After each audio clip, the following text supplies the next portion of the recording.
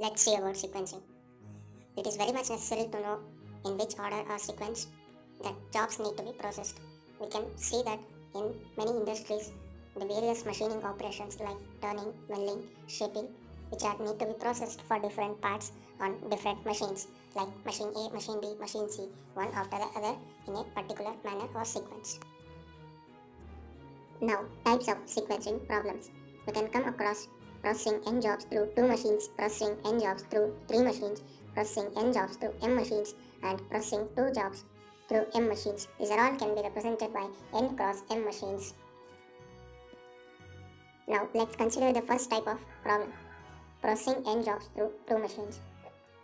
Let's look at the problem. In an industry, there are 6 jobs to process, each of which should go to machine A and B in order A and B. That is, the jobs should be processed from A to B, one after the other. The processing timings in hours are given, determine the optimal sequence and total time elapsed. Let's see how to solve this problem. We can see that the jobs 1 to 6 has been given and the time required to complete the given job on machine A and machine B are given. Okay, how to find an optimal sequence? Here you can see that the various times of machine A and machine B have been listed. Let's find out which is the least among them. So we can see that 9 is a larger number and 1 is the minimal number, which is for machine B and for 6th job. So here you can see that the 6 boxes have been drawn and the left hand side is A and right hand side is for machine B. So we can see that 1 is the minimum number. So here assign the job 6 for machine B on right hand side. Once that the job 6 has been assigned, it needs to be eliminated from the table. Then assigning the next least value. So we can see that from the table 2 is the next least value, which is for job 3. So job 3, the least value is 2, and for machine A, you can see that it is for machine A. So assigning the value for machine A, that is 3. So once the job 3 and 6 are assigned, so now look at the next minimum value from the table. So here we can get that the 3 is the next minimum value for machine B and job 1. So the job 1 is assigned for machine B. So here once the job 1 has been assigned, now we need to look at the next minimum value from the table of machine A and machine B. So the next minimum value is 4. The 4 is for two jobs, that is for job 2 and for job 5. You can see that for job 5 and for job 2. Now job 4 is minimum for machine A and job 5 is minimum for machine B.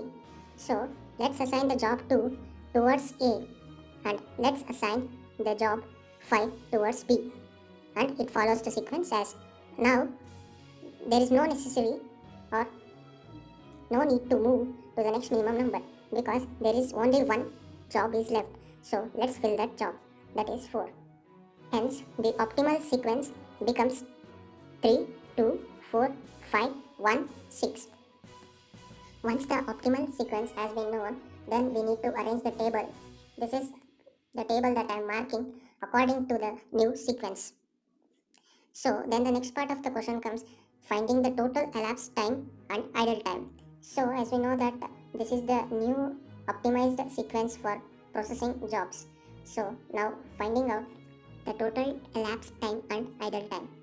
You can see that initially the machine A and B is need to be processed in a sequential order. First we need to complete the job of A and then the job of B.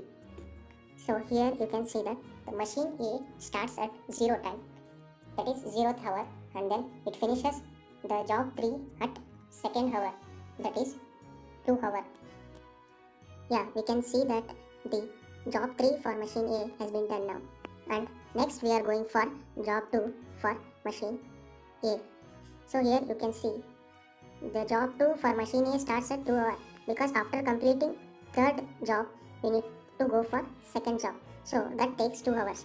So now its out time becomes or the completion time becomes 6 hours because this 2 hours plus this 4 hours becomes 6 hours. Similarly, by adding out time and the given in time, we need to complete the table for machine A, that is full in time and out time. Here we can see that out time becomes the in time for the next job. So we get the table as follows. Here you can see that 6 plus time required to complete the job 4 is 5 hours. So total time required is up to 11 hours. And then 11 plus 9 equals to 20. And then 20 plus 7 equals 27. And then this starting time becomes 27. Then 27 plus 8 becomes 35. And now the total elapsed time on machine A alone is 35 hours. That is, for completing the jobs 3, 2, 4, 5, 6, 1 in this solve, the total time required is about 35 hours. Here, once the time elapsed on machine A has been written, then we are moving for the machine B. So here for job 3 we'll get like this. Here, until the job 3 for machine A has been done, we cannot go for machine B. So this out time becomes the in time for machine B. So 2 is the in time here. 2 hours plus 6 hours becomes 8 hours for the completion of job 3 on machine B. So in the next step we can see that the out time for machine A is 8 hours, but the out time for machine A is 6 hours.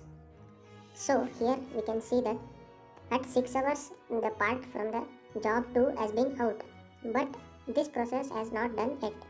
That is the process for job 3 at machine A. So there will be 2 hours idle time. And then we can see that this out time becomes the in time of machine B. Then 8 plus 8 becomes 16.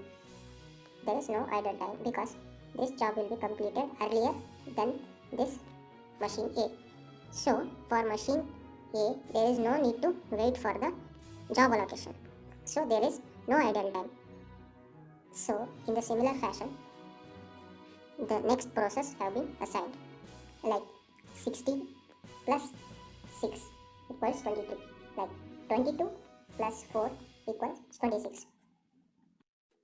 In the next stage, you need to be cautious because the machine A completes its job 5 at 26 hours, but still the job 1 is not done yet to start the machining process at B. So it requires 1 hour idle time. That is, machine A operator should wait for 1 hour to complete the job or to start the job of machine B. After completing the job at A of 5th job, you need to wait for 1 hour. So here in time for machine 1 becomes 27. Here you can see that it's marked now, highlighted 26 and 27. There is one difference, 1 hour difference is there. That time becomes the idle time. So the operator of the machine B has to wait for 1 hour to start his job for job 1. In a similar way, this job 27 plus 3 hours will be completed at 30th hour. But still we are not received the part from operator A, that is machine operator A, to start the process at B. So here 5 hours is there. So here we get 5 hours of idle time. Here the machine operator A will be idle for 5 hours. That is the difference between the starting time and ending time. That is 35 minus 30. Here it follows. That is 30 and 35. Here is the idle time. So hence the total time elapsed on machine A and B is wholly 36 hours. So idle time for machine B is calculated by taking the summation of all these hours, that is 5 plus 1 plus 2 equals 8 hours, and idle time for machine A is 1 hour. How it becomes 1 hour is? So considering that how the idle time becomes 1 hour is, here you can see that total time required to completion of the process is 36 hours and the total effective time on A is 35. So this 36 minus 35 will be 1 hour. So that is the idle time for machine A.